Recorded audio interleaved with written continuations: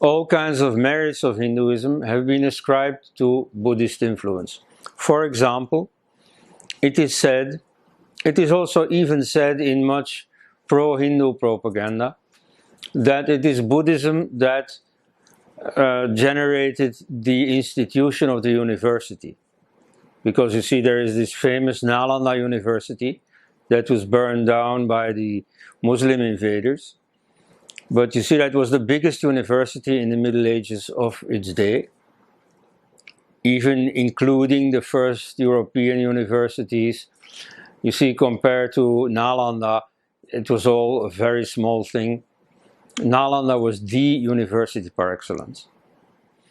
Yet, when you go to the origin, you find that some of the Buddha's contemporaries, like Bandhula and Prasenajit, had studied at Takshashila University.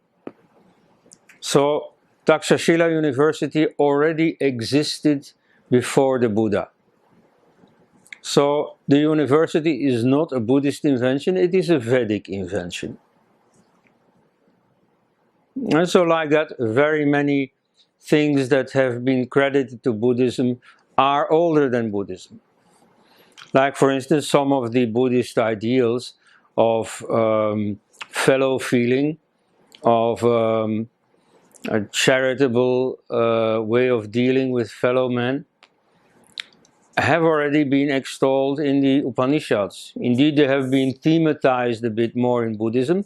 Buddhism is a later development, an outgrowth of ideas that were in germ already present in earlier writings. And the writings, of course, are only the rendering of ideas that were in the air, that were communicated in other ways as well. Some of the central Buddhist ideas were obviously already present. For instance, reincarnation. The Buddha never even explained reincarnation to his audience. Apparently everybody at the time was already convinced of reincarnation. That he didn't have to convince anyone of. Everybody agreed on that. So the Buddha worked in a society that already very much believed in reincarnation. Now, whether that is correct or not is a different matter. I can assure you that Western skeptics don't believe anything of all this reincarnation doctrine. And of course in India too nowadays there are some people who don't believe in it. In fact, even in the old days, the Charvakas thought that, you know, if you die, it's all over. So please enjoy it while you can, because when you die, your chance is gone. But so the Buddha, as well as Mahavira, Jina, as well as the rishis, the seers of the Upanishads, they all believed in reincarnation.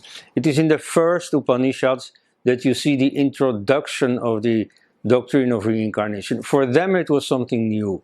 They were not so sure. They had to be convinced of it. But by the time of the Buddha, it was already very much there. Similarly, the idea of karma, the idea that there is a relation between your past lives and your present life. In the West nowadays, there are some leading Buddhists who can't reconcile this central Buddhist doctrine of reincarnation with their modern skeptical outlook. Like recently in an interview, the president of the French Buddhist Association said that, you know, he was practicing Buddhism, but he didn't believe in reincarnation.